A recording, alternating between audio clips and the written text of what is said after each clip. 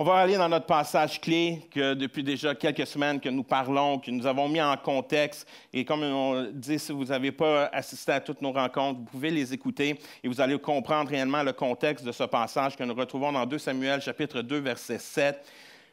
Prenez courage, soyez vaillants. Prenez courage. Et cette histoire, ce contexte, juste rapidement, c'est qu'on se rappelle que David vient d'apprendre la nouvelle que son meilleur ami est mort, Jonathan. Et que le père, Saül, est mort aussi, le roi. Il se retrouve dans cette situation où il parle au peuple, parle à la tribu de Juda, et il va dire, maintenant, c'est bien, on reprend courage. La mission continue. Nous devons continuer à aller de l'avant. Malgré les difficultés, malgré la souffrance qu'on peut vivre, et c'est ça qu'on va voir rapidement ce matin, comment que David a souffert. Comment que David a souffert de perdre une relation significative. Parce que cette relation significative que David avait avec Jonathan, nous retrouvons plusieurs principes que nous pouvons appliquer dans notre propre vie. David avait créé une relation significative tellement forte avec Jonathan. Et ce matin, 2 Samuel, chapitre 1, versets 25 à 26, nous dit comment des héros sont tombés au milieu du combat. Jonathan a été transpercé sur tes hauteurs. À cause de toi, Jonathan, mon frère, je suis dans la détresse. Tu m'étais si cher. Ton amour était plus merveilleux pour moi que l'amour des femmes. Oh! Quand on connaît David, on connaît David, on connaît les défis qu'il a eus, comment il a succombé aux femmes, mais il était conscient que son amour, sa relation qu'il avait forgée avec Jonathan était si profonde, tellement forte. Et la réalité, quand que je regarde cette histoire de David et Jonathan, et la réalité aussi, David avait d'autres relations significatives.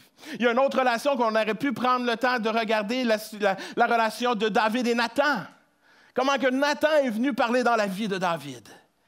Dans les moments durs de la vie, des moments où que David vivait justement un moment d'échec avec Bathsheba. Et donc, on voit comment que David avait réussi à développer des relations significatives, qu'il avait forgé ces relations. Et je crois que nous sommes appelés, nous aussi, à développer ces relations significatives aujourd'hui. Et ces relations qu'on va regarder, je vais vous partager 4 principes rapidement. Et vous allez voir le message de ce matin, c'est comme en deux. Vous avez 2 messages pour le prix d'un. Vous êtes vraiment bénis. Et vous allez voir qu'il va y avoir une distinction à un certain moment. Mais je crois qu'il y a 2 histoires que je veux vous partager. Une de David, puis par la suite, on va se diriger dans un autre endroit. Mais j'aimerais ça prendre quelques instants rapidement pour vous énumérer certains principes que David a appliqués pour développer cette relation, de forger cette relation avec Jonathan. La relation entre David et Jonathan a été façonnée par les principes de vaillance pour que nous pouvons les appliquer dans nos propres relations aujourd'hui. Et le premier principe que j'aimerais vous partager ce matin, c'est une loyauté inébranlable. Il y avait une loyauté inébranlable. Peu importe ce qu'ils ont vécu ensemble. 1 Samuel 18, 1, vous prenez le temps dans vos petits groupes, alors que nous allons relancer les petits groupes, vous allez pouvoir prendre le temps de chercher, creuser et d'approfondir la réalité. Mais David était loyal à son ami. Et je crois que c'est une des plus grandes qualités que nous pouvons appliquer dans nos relations. Être loyal. Être loyal. Être loyal avec son employeur. Être loyal avec ses amis. Être loyal avec son épouse. Être loyal. C'est quelque chose que je crois qui est tellement puissant et qu'aujourd'hui, qu'on voit de moins en moins. Aujourd'hui, de plus en plus, que nous nous retrouvons dans une société où que je suis appelé à vouloir passer par-dessus quelqu'un. Donc, des fois, je vais me retrouver dans des situations où que je ne serai pas loyal avec mes amis pour que je puisse avancer. Et on met de côté cette loyauté-là. Il y avait ce principe tellement important dans la vie de David, qui avait compris qu'il devait être loyal. Et on le voit et on l'a étudié, Pasteur Laurent l'a prêché dans les dernières semaines aussi, avec le lâcher-prise, alors qu'il a parlé de la relation entre David et Jonathan. Comment que Jonathan a dû prendre des décisions alors que le père de Jonathan voulait tuer son ami. Mais il est resté loyal à travers tout ça, Jonathan. Il a été loyal envers David. Un autre élément qu'on voit qui est extrêmement important aujourd'hui aussi, qui est un autre principe que nous devons développer, c'est valorise l'autre. Ah, j'aime ce texte qu'on retrouve dans 1 Samuel, chapitre 18, verset 4, où qu'on voit Jonathan qui va démontrer son amour envers David, qui va remettre ses vêtements.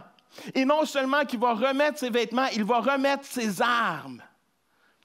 Un geste symbolique, puissant, qui était simplement, je dis, « Hey, je te considère au-dessus de moi. Je considère au-dessus de moi, je valorise. » Je crois qu'aujourd'hui, nous sommes appelés à valoriser plus que jamais. Aujourd'hui, une des choses que j'ai remarqué aujourd'hui, qu'on voit que, comme vous le savez, on n'a pas besoin de mentionner les chiffres des divorces.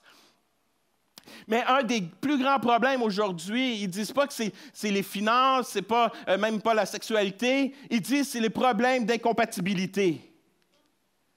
C'est ça le plus gros problème. C'est qu'ils sont rendus, ils se sont mariés, puis on réalise, « Hey, ça ne marche pas, on n'est pas compatibles. » Au lieu de prendre le temps d'apprendre à se connaître et à valoriser l'autre. On prend plus le temps à trouver qu'est-ce qui nous sépare que de prendre les choses qui nous valorisent. Ils prennent plus le temps aujourd'hui à trouver les bébites au lieu d'essayer de dire, OK, maintenant, nous allons prendre un temps pour se valoriser et dire les vraies affaires. Dire les choses qui sont importantes, de valoriser les gens. Aujourd'hui, si on pourrait prendre le temps de valoriser et de surtout reconnaître la valeur. De reconnaître la valeur des gens.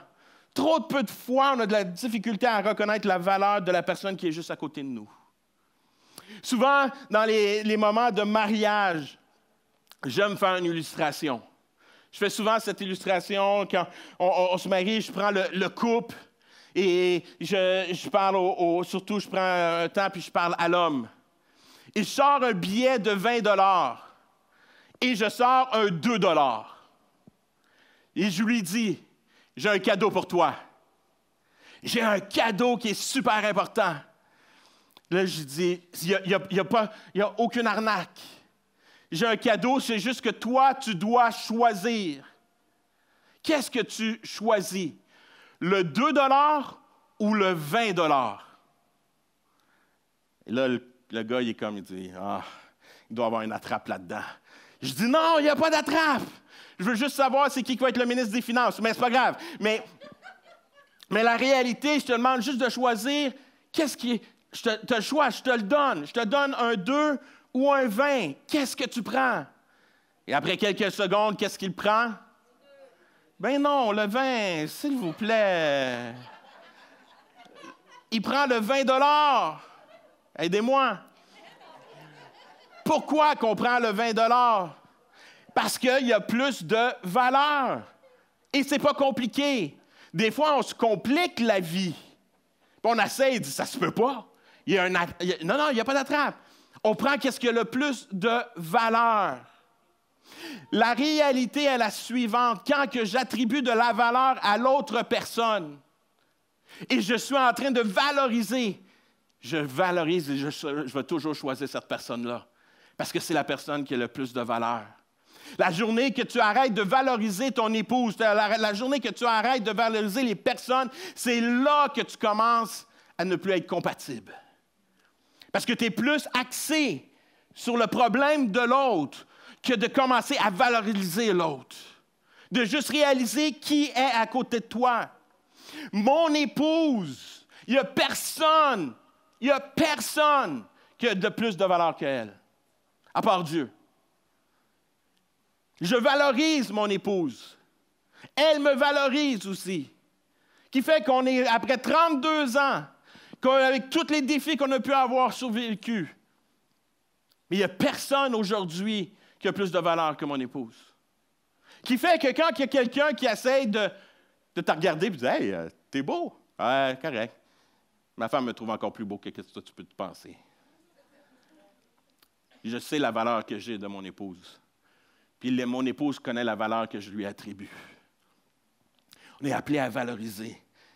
Et c'est ça que Jonathan a fait avec David. Elle dit, David, je reconnais qui tu es. Je reconnais l'homme de Dieu que tu es. Voici, je te remets mes vêtements. Je te remets les armes. Je veux juste te dire, je reconnais la valeur que tu as.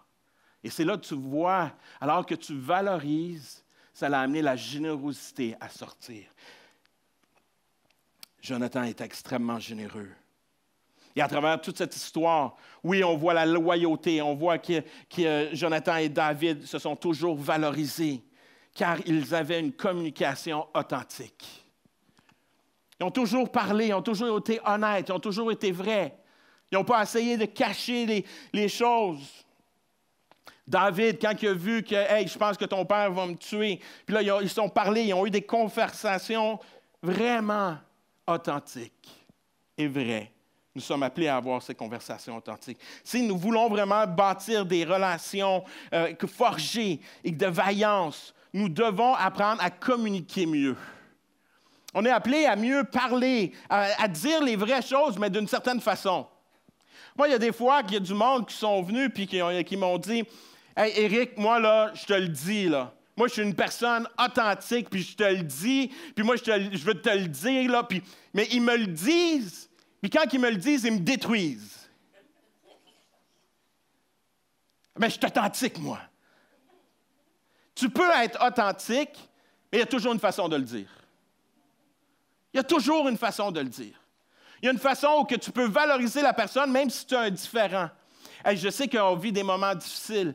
Je réalise que telle situation, comment pouvons-nous travailler ensemble pour régler ça?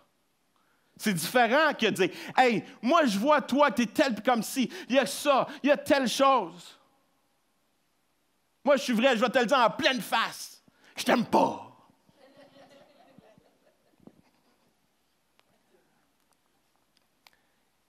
Au nom d'être authentique, ça ne veut pas dire manquer de respect. On est appelé à avoir des conversations, de communiquer, être authentique et vrai, mais tout dans le respect et dans la démonstration de l'amour. L'autre point, protège l'autre. Et on le voit, Jonathan a protégé David à travers ce temps-là. Il a toujours protégé David. Il y avait ce sentiment où qu'il amenait pour protéger. Ça vient nous chercher. Il y a des situations qu'on peut vivre, qu'on est appelé à protéger, à prendre des décisions, qui vont être des décisions difficiles juste pour protéger une personne. Il y a des fois, il faut se mettre devant la personne parce que la personne souffre tellement, puis c'est à nous à prendre les coups dans le dos pour protéger la personne. Il y a bien des fois que je suis arrivé dans ma vie ou que je savais la situation. J'ai simplement abrité la personne. Puis je dis, regarde, je vais y manger les coups. Parce que je t'aime trop. Puis je sais que les coups que tu arrêtes, tu ne serais pas capable de les survivre. Je vais prendre les coups à ta place. Et ce n'est pas ça que Jésus a fait pour nous. Parce qu'il voyait qu'on n'était pas capable de les prendre. Il dit, je vais les prendre pour vous. Je vais prendre le jugement pour vous. Je vais te protéger. Je vais le prendre. Je vais aller jusqu'à la croix pour les prendre pour toi. C'est ça que David et Jonathan ont fait tout au long de leur vie. Ils se sont protégés. Nous venons de voir quelques principes que nous sommes appelés à vivre dans notre quotidien pour développer de meilleures relations. Mais voici la réalité. C'est facile d'énumérer. C'est facile de mentionner d'être loyal et tout le monde dit Amen. On dit qu'on est valorisé, on va valoriser les autres. Tout le monde dit Amen. C'est vrai? Oui, je vais avoir des vraies conversations dans mon couple avec mes collègues de travail et tout ça, puis je vais porter du respect. Oui, je le vais. Oui, je vais protéger l'autre. Mais quand arrive lundi matin, comment qu'on fait ça? Comment qu'on le fait? Comment qu'on le fait dans la vraie vie? Comment qu'on forge des relations?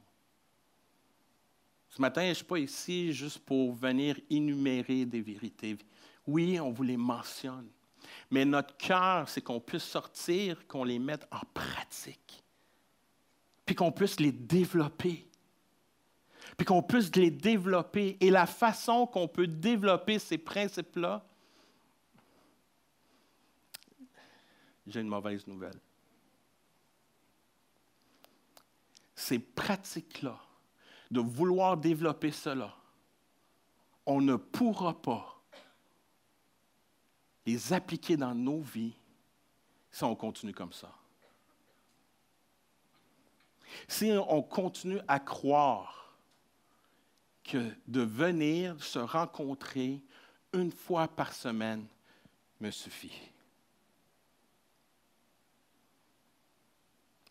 Je crois que l'Église, quand on se rassemble, pour moi, c'est extrêmement important le dimanche. Mais pour moi, c'est la porte d'entrée à la vie chrétienne et non le but.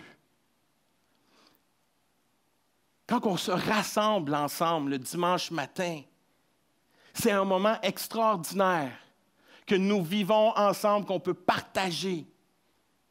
Mais le dimanche matin est l'endroit où que cela devrait nous propulser à se voir plus souvent.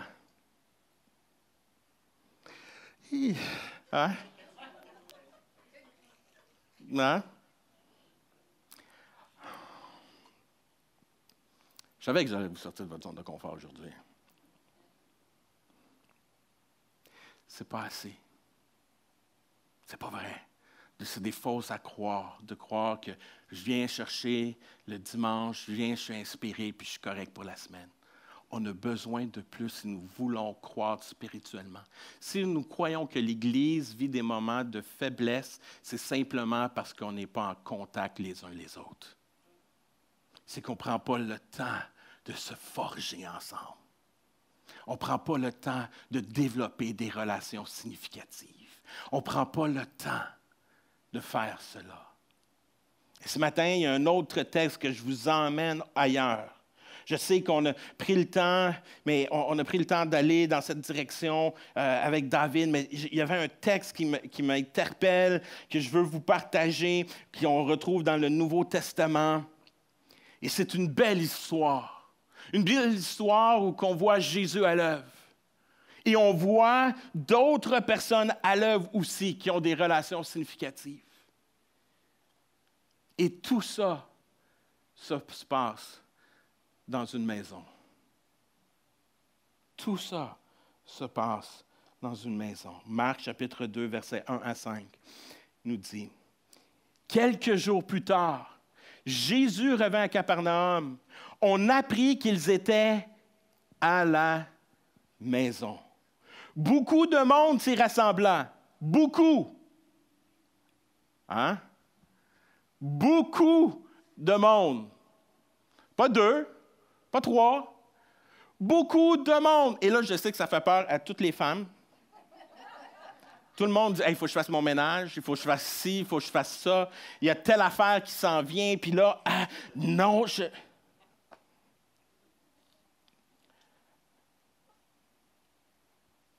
Il y avait beaucoup de monde s'y rassemblant. Si bien qu'il ne restait plus de place. Même pas dehors devant la porte. C'est fou, là. Moi, des fois, j'essaie de m'imaginer ça chez nous. Wow, la maison est remplie. Il y a tellement de monde. C'est plein dans le stationnement. C'est plein tout partout. Puis c'est comme, wow! Pour moi, savez-vous quoi? Ça, c'est la suite de l'Église. Oui, ils se rencontraient au temple, mais ils se rencontraient régulièrement dans les maisons. Et Jésus est en train de faire l'Église dans la maison. Jésus leur annonçait la parole de Dieu. Des gens arrivèrent, lui amenèrent un paralysé porté par 4 d'entre eux.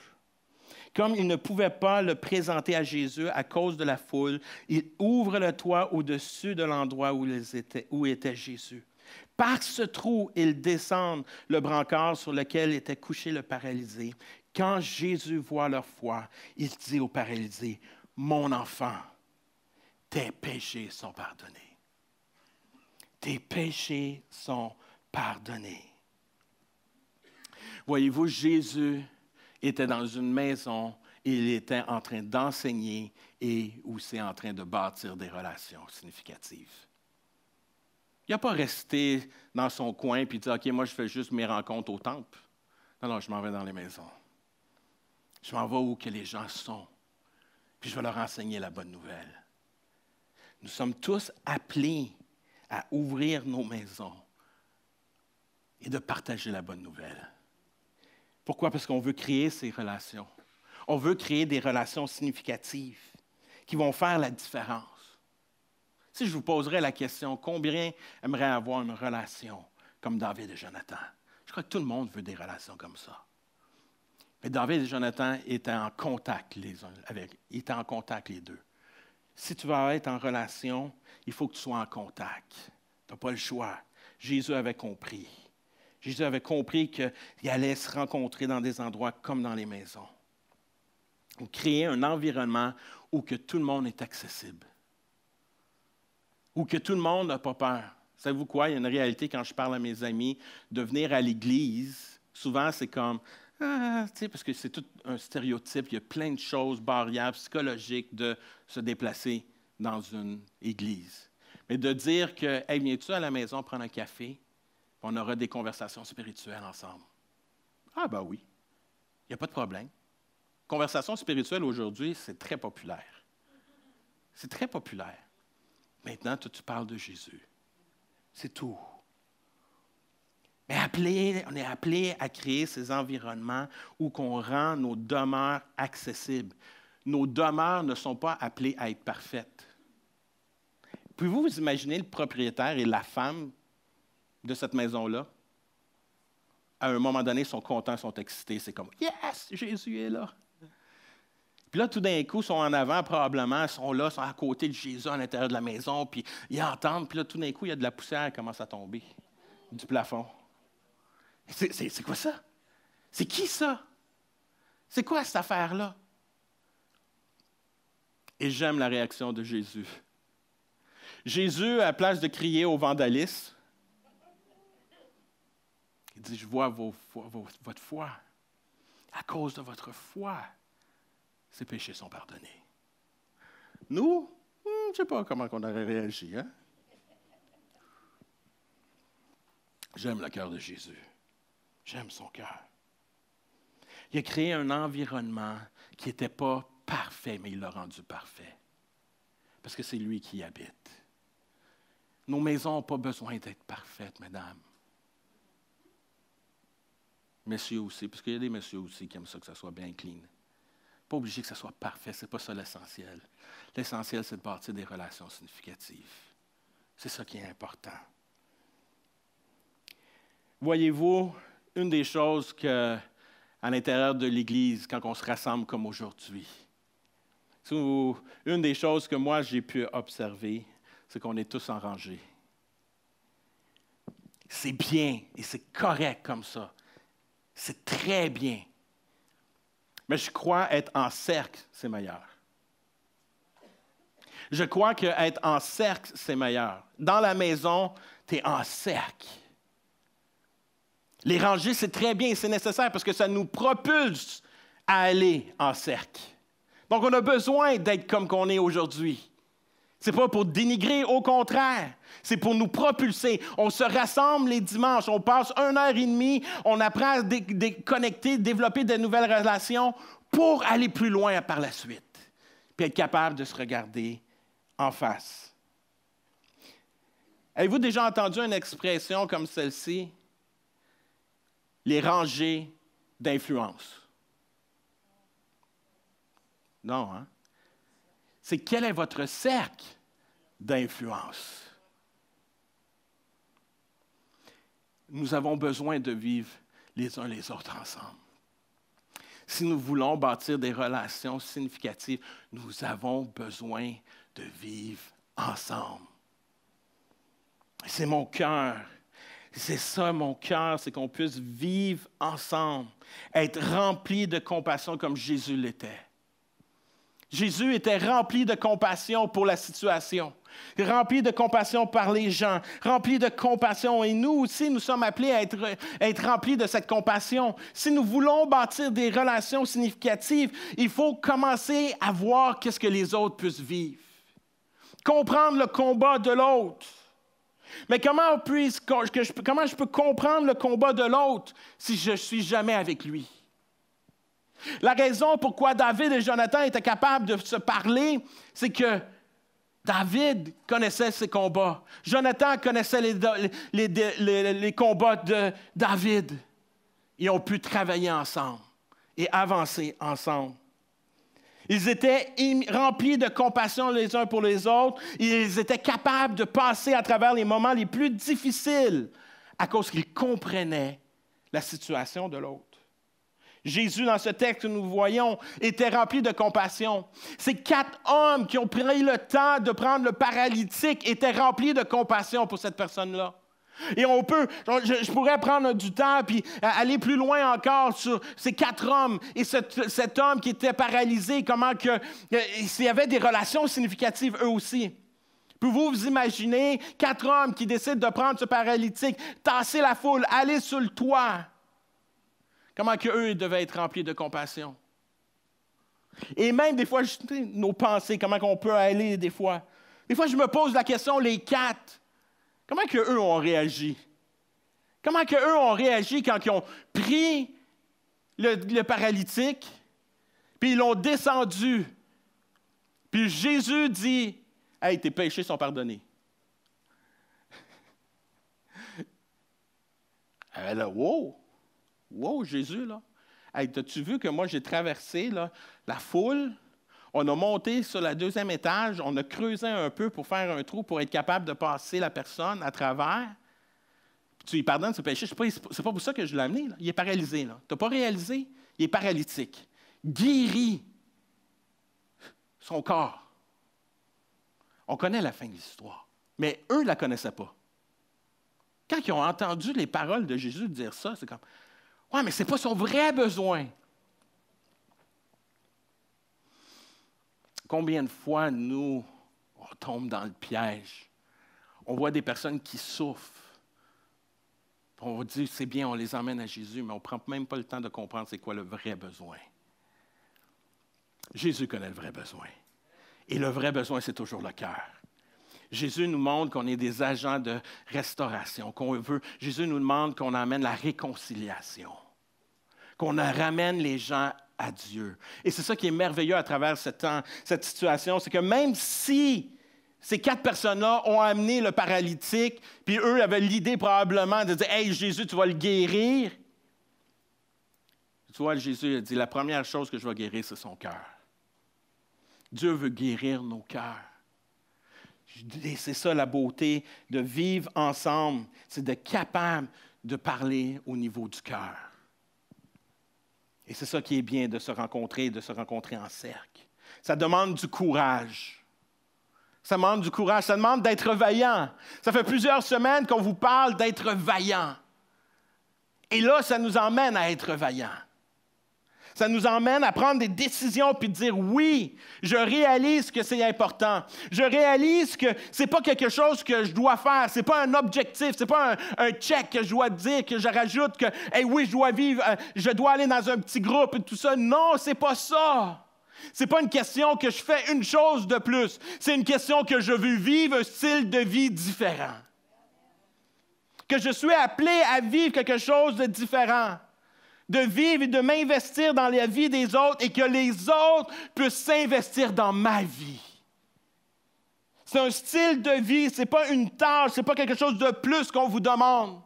Au contraire, ce que nous vous demandons, c'est simplement de vivre l'Évangile encore plus. C'est tout. Mais ça demande du courage. Le courage, Ce n'est pas de faire la chose. Le courage, c'est de dire non à cette autre chose. Ça, c'est la réalité.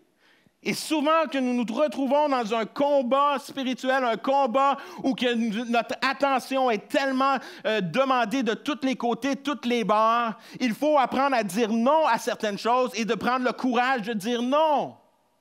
Non, parce que je valorise plus la relation. Je valorise plus ma relation avec mon frère et ma sœur, et cela est plus important que toute autre chose. Donc, je valorise cela. Et ce n'est pas quelque chose que c'est un fardeau de plus, c'est une tâche de plus. Non, c'est un style de vie.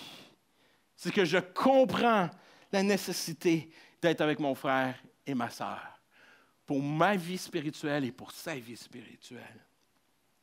Nous sommes appelés à être créatifs. Ces hommes ont été créatifs. Ces hommes ont été créatifs. Ils n'ont pas laissé l'environnement déterminer leur action. Ils ont dit, qu'est-ce qu'on va faire? On était créatifs. Alors qu'on se rencontre, et je vous encourage à vous inscrire dans un petit groupe, la réalité, c'est être créatif. Aujourd'hui, nous avons des technologies qu'on peut se rendre encore plus créatif. On peut avoir des rencontres en Zoom, on peut avoir des rencontres en présentiel. Soyons créatifs, allons dans un café. Moi, c'est ça que je dis souvent, surtout aux jeunes adultes. Toute votre jeune temps, votre période que vous avez étudiée, vous êtes allé dans des cafés étudier. Ça serait bien que vous retournez dans les cafés, étudier votre parole avec tous les autres jeunes. Oh, ça prend du courage. Bâtir des relations. Vous avez bâti des relations dans des cafés. Retournez, mais cette fois-là, soyez intentionnels. Disons, on va bâtir des relations significatives en prenant simplement un café. Puis on va pouvoir parler, on va ouvrir nos Bibles. Faites exprès. Hein, quand vous allez, on voit, si vous êtes amateur de café, vous allez dans un Starbucks ou à tout autre endroit, puis tu vois tous ces étudiants qui rouvrent leurs livres, sont en train d'étudier. Prenez une bonne vieille Bible en papier. Ouvrez-la. Prends ton crayon. Commence à souligner, comme que tu fais dans tes devoirs. Quand tu étudiais, tu fais la même chose. Puis là, tu es là, puis après ça, le monde te regarde. « Hey, tu étudies quoi, toi? Tu es en quoi? »« Ah, j'étudie Dieu. Je veux découvrir le cœur de Dieu. Je veux découvrir son cœur. Et c'est pour ça que je suis ici aujourd'hui. Je prends du temps simplement pour mieux le connaître. Je veux apprendre qui il est. Je veux apprendre son amour sacré. Dans la simplicité, je veux découvrir son cœur. Soyons créatifs et déterminés. Soyons déterminés. En terminant, j'ai une petite illustration j'ai entendu cette histoire. Un jour, un pasteur qui est arrivé, puis durant la semaine, comme tout pasteur, se prépare pour son message pour la réunion du dimanche. Le nom du pasteur, c'est Juan Ortiz, un pasteur de l'Amérique du Sud.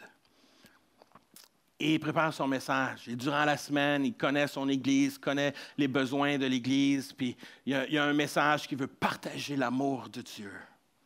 Il y a ce message dans l'intérieur de lui qui porte, puis que durant la semaine, qui regarde, il étudie, il dit « OK, oui, je vais te dire ça, telle chose. » Puis là, on va telle citation et telle chose, comme tout pasteur fait. Puis il se prépare. Il arrive dimanche. Puis alors que la louange est en train de terminer, il ressent à l'intérieur de lui. Qu'est-ce que tu vas dire aujourd'hui? Voilà. Puis il sent que c'est comme Dieu qui est en train de lui parler.